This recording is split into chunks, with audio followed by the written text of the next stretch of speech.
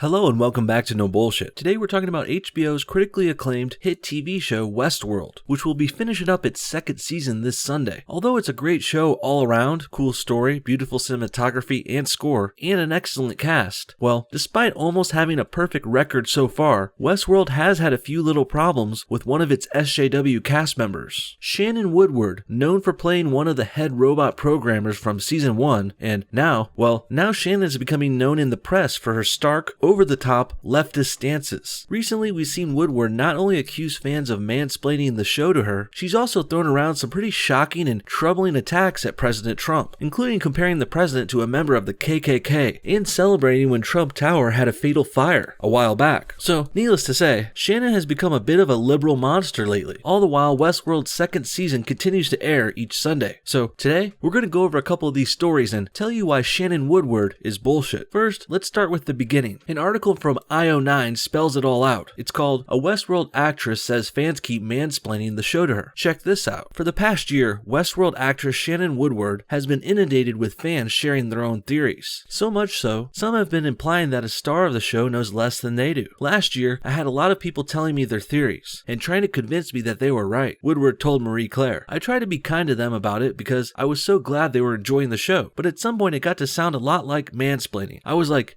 I've read the scripts, right? I do know what happens and that's not what happens. Point of order first, please. I really think the term blank splaining loses its meaning when it becomes a synonym for any condescension.